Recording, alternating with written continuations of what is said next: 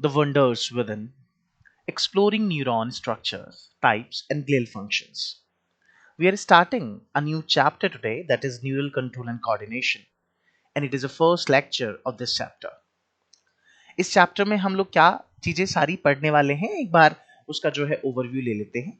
We will study about the introduction of neurons. We will study about neuron structure, how many types of neurons are there, glial cells, astrocytes जो कि एक तरह का glial cells हैं, microglia ये भी एक तरह की ग्लियल सेल्स हैं, ओलिगोडेंड्रोसाइट्स, श्वान सेल्स और ये भी एक तरह की ग्लियल सेल्स ही हैं. इसके अलावा हमारे पास दो तरह की ग्लियल सेल्स होती हैं. इसके अलावा और एक का नाम है एपेंडाइमल सेल्स एंड दूसरी होती है सैटेलाइट सेल्स. हेलो एवरीवन, मेरा नाम है गोविंद तोमर और आज की इस क्लास का एजुकेटर मैं आपके साथ हूं. आइए शुरू करते हैं इस लेक्चर को. सबसे पहले तो हम ये समझेंगे कि न्यूरॉन्स होते क्या हैं. आई एम श्योर आपने अपनी जूनियर क्लासेस में एक वर्ड सुना होगा, स्टिमुलाई. देखिए, स्टिमुलाई का मतलब होता है कि किसी भी तरह का चेंज होना, अपने आसपास कोई भी चेंज होना, अपने सराउंडिंग में कोई भी चेंज होना. अब हम इस चेंज को एनालाइज कर लेते हैं, हमें वो चेंज पता चल जाता है. तो ऐसा क्यों होता है, इस बात को हम इस लेक्चर में जानेंगे. यूं तो हम जब बात करते हैं कंट्रोल एंड कोऑर्डिनेशन की, जब हम लोग एक शब्द की बात करते हैं that is control and coordination.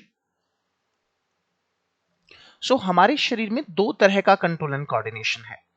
जो फर्स्ट तरह का कंट्रोल एंड कोऑर्डिनेशन है वो हमारे शरीर में न्यूरल कंट्रोल है. मतलब हमारे पास कुछ सेल्स हैं जिन्हें हम लोग न्यूरॉन्स कहते हैं और एक सिस्टम बनता है पूरा जिसे नर्वस सिस्टम कहा जाता है. एक ये हमारी बॉडी को पूरा जो है कंट्रोल एंड कोऑर्डिनेशन मैनर में चलाता है, तो हमारी बॉडी का होम्योस्टेसिस मेंटेन रहता है. एक दूसरा सिस्टम है हमारे शरीर में जिसे हम लोग केमिकल सिस्टम या फिर हार्मोनल सिस्टम भी कहते हैं. हार्मोनल सिस्टम, और हार्मोनल सिस्टम के बारे में हम अपने नेक्स्ट चैप्टर में पढ़ेंगे. इस चैप्टर में हम न्यूरल कंट्रोल एंड कोऑर्डिनेशन के बारे में बात करने वाले हैं. न्यूरॉन्स क्या होते हैं?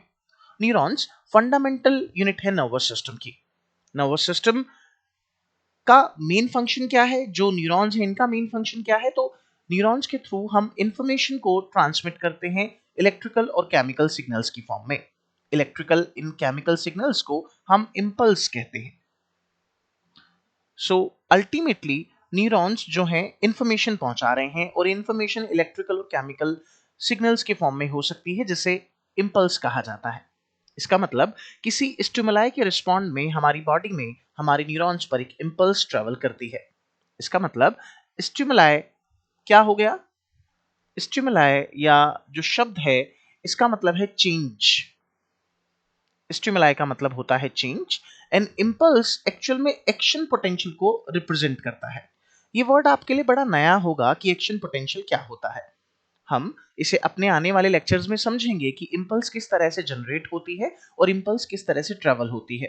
लेकिन अभी आप इतनी बात ध्यान रखें कि इंपल्स को एक्शन पोटेंशियल ही कहा जाता है. न्यूरॉन्स हमारी नर्वस सिस्टम की फंडामेंटल यूनिट हो गई हैं. जब हम न्यूरॉन्स की बात करते हैं तो न्यूरॉन्स में मेनली तीन पार्ट होते हैं. पहला सेल बॉडी होता है जिसे हम लोग और भी नामों से जानते हैं जैसे कि साइटोन. सेल बॉडी को ही हम साइटोन कहते हैं. इसी को हम लोग पेरिकैरियन भी बोलते हैं और एक और वर्ड है जिसे सोमा कहा जाता है.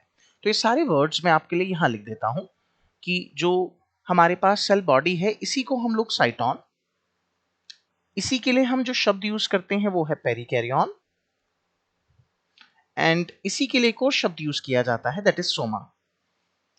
तो ये हमारा फर्स्ट पार्ट है, इसे हम लोग अभी देखेंगे. इसके अलावा हमारे पास दो पार्ट्स और हैं, डेंड्राइट्स और एक्सोन. आई एम श्योर अगर आप मेरे साथ नोट्स बना रहे हैं तो आप लिख लीजिए कि जो डेंड्राइट्स होते हैं वो इंपल्स को साइटोन तक लाते हैं. इसे हालांकि हम अपनी नेक्स्ट स्लाइड में समझने वाले हैं. But dendrites they carry the impulse, so what they do, they carry impulse towards साइटोन, towards साइटोन.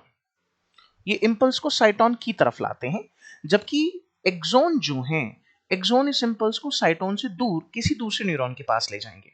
So they carry the impulse away from the cyton. So इस बात को भी हम यहां मेंशन कर लेते हैं कि axon carry the impulse away, impulse away from cyton. तो इस इंपल्स को साइटोन से दूर ले जाते हैं। अब देखिए, न्यूरॉन्स के अलावा नर्वस सिस्टम में एक और सेल होती है जिसे ग्लियल सेल्स कहा जाता है, ये ग्लायल सेल्स कहते हैं। ग्लायल सेल्स का एक बहुत इंपॉर्टेंट रोल है। ग्लायल सेल्स हमारे न्यूरॉन को सपोर्ट भी करती हैं और प्रोटेक्ट भी करती हैं। अलग अलग तरह की ग्लायल सेल्स हो सकती हैं जिनके अपने अपने यूनिक फंक्शंस हैं और अपने अपने कैरेक्टरिस्टिक हैं। यदि हम इस स्लाइड की एक समरी लें तो इस स्लाइड में आज हमने दो बातें मुख्य तौर से जानी है कि जो हमारा नर्वस सिस्टम है इसमें दो तरह की सेल्स होती हैं, मेनली दो तरह की सेल्स हैं। पहली जो सेल है उसे हम लोग न्यूरॉन कहते हैं और जो दूसरे टाइप की सेल है इसे ग्लायल सेल्स कहा जाता है। ग्लायल सेल्स के अलग अलग टाइप होते हैं जिसे आज की स्लाइड में हम जानेंगे।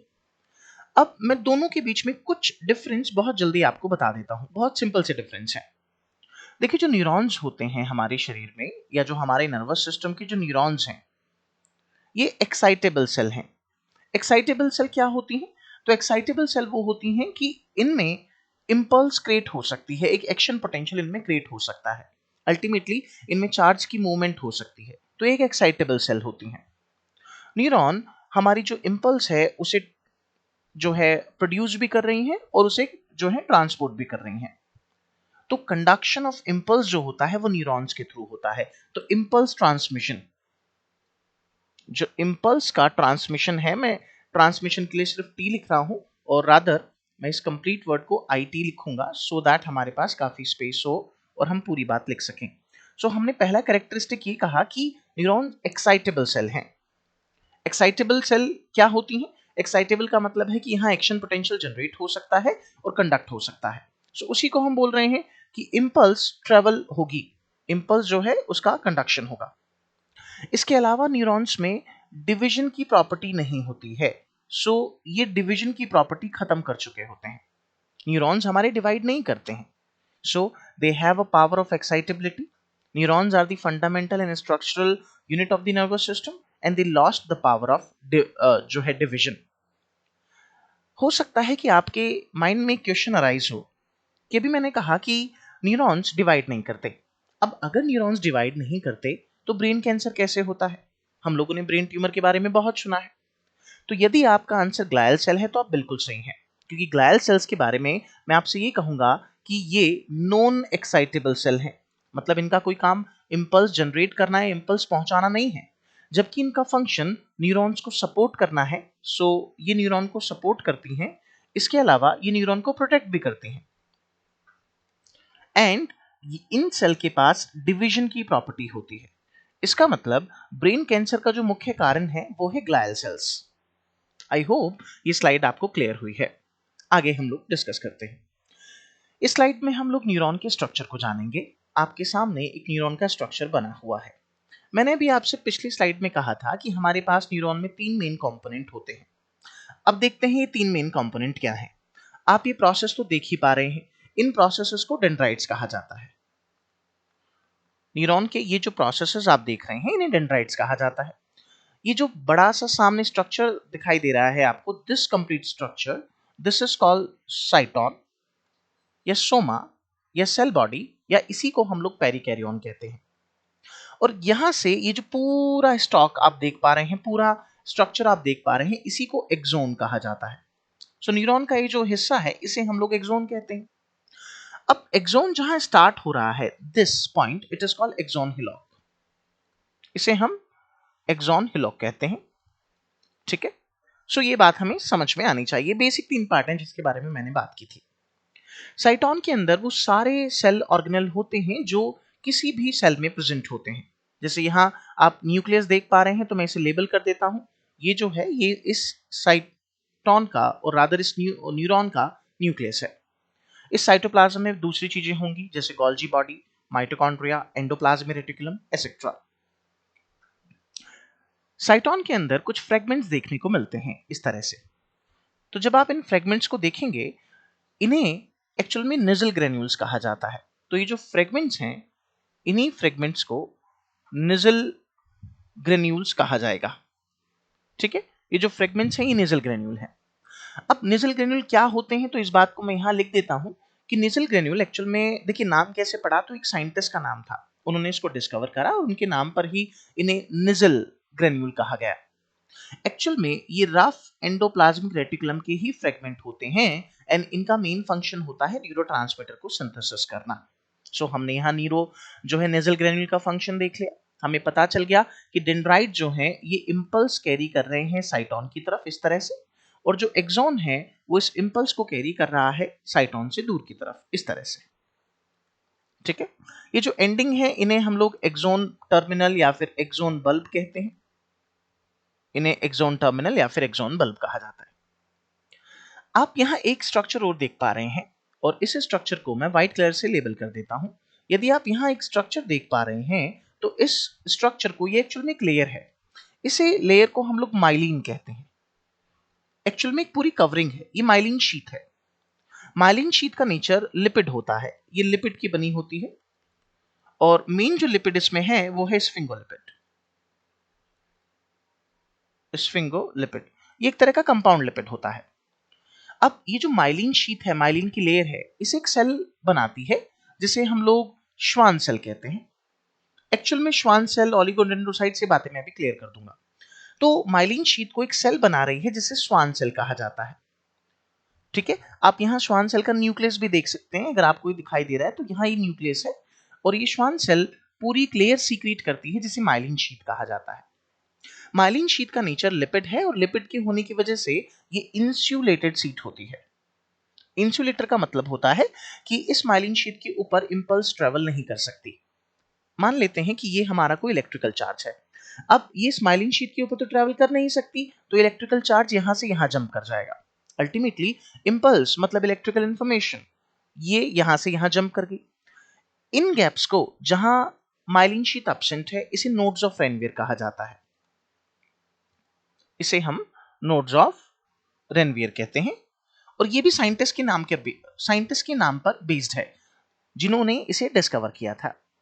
अब देखिए, इंपल्स यहां से यहां जंप कर गई और दूसरे इस नोड ऑफ रेनवियर से यहां जंप कर जाएगी, यहां से यहां जंप कर जाएगी, यहां से यहां जंप कर जाएगी। मतलब जो इंपल्स है वो एक नोड ऑफ रेनवियर से दूसरी नोड ऑफ रेनवियर पर जंप कर रही है। जब इंपल्स इस तरह से कंडक्ट करती है, इस तरह से इंपल्स की कंडक्शन के लिए हम एक टर्म का यूज करते हैं जिसे साल्टेटरी कंडक्शन कहा जाता है। सो इस तरह के कंडक्शन को साल्टेटरी कंडक्शन कहा जाता है, जिसका मतलब होता है jumping of impulse, jumping of impulse from one node of Ranvier to the another. So मैंने जंपिंग ऑफ इंपल्स लिख दिया है, आगे बता दिया है कि फ्रॉम एक नोड ऑफ रेनवियर से दूसरी नोड ऑफ रेनवियर पर जंप करना। ठीक है, आइए स्लाइड को समझ लेते हैं।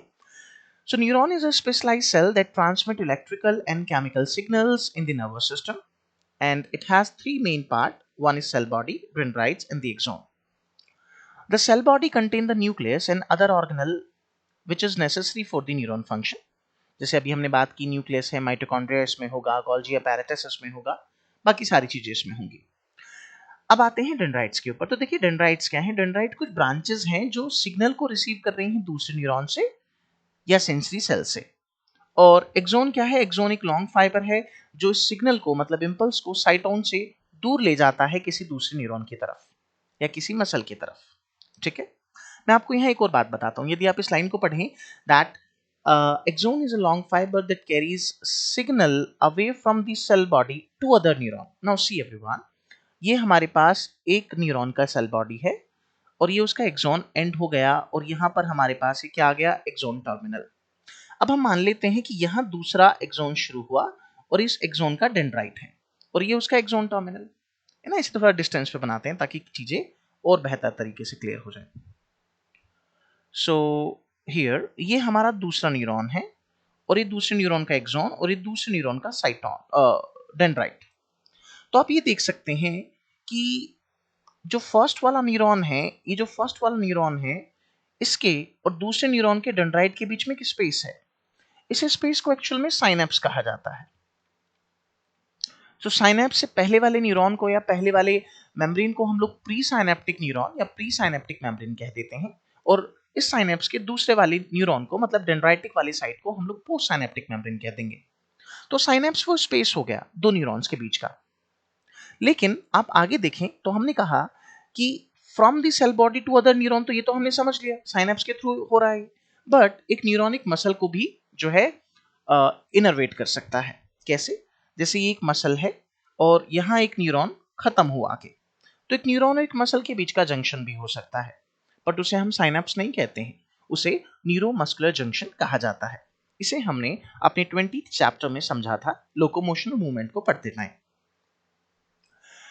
ये स्ट्रक्चर आप बोर्ड पर जो है अपनी स्क्रीन पर देख पा रहे हैं, ये एक्सोन का एक स्ट्रक्चर, पूरे न्यूरॉन का एक स्ट्रक्चर है। यहाँ आप देख पा रहे हैं कि ये जो प्रोसेसेस हैं इन्हें डेंड्राइट्स कहा जाता है। ये डेंड्राइट्स इंपल्स को कैरी कर रहे हैं साइटोन की तरफ, राइट। ये पूरा जो हिस्सा आप देख पा रहे हैं यहाँ पर, ये जो पूरा हिस्सा देख पा रहे हैं, इसे हम लोग साइटोन कहते हैं। Let me have the highlighter pen here. So ये जो आप हिस्सा देख पा रहे हैं ना, सारा का सारा ये हमारा जो है, this entire reason it is called साइटोन। इस पूरे हिस्से को हम लोग साइटोन कहते हैं। एंड यदि आप यहाँ देख पाए तो आपको इजीली विजिबल होगा कि एक्सोन की पूरी लेंथ पर यहाँ पर हमारे पास ये माइलिन शीट है, और ये माइलिन शीट स्वान सेल ने रिलीज की है, स्वान सेल ने सीक्रेट की है, और आपको ये स्वान सेल का न्यूक्लियस दिखाई दे रहा है। इन दोनों के बीच के स्पेस को हम नोड ऑफ रेनवियर कह रहे हैं, और ये एक्सोन टर्मिनल है। सो ये वही बातें हैं जो अभी हमने कर ली। तो आज के इस लेक्चर में हमने न्यूरॉन का स्ट्रक्चर समझा, हमने समझा कि न्यूरॉन के स्ट्रक्चर में क्या क्या चीजें होती हैं। I hope this lecture would be helpful. आगे हम टाइप्स ऑफ न्यूरॉन को अपने नेक्स्ट लेक्चर में समझेंगे। Till the time, thank you so much.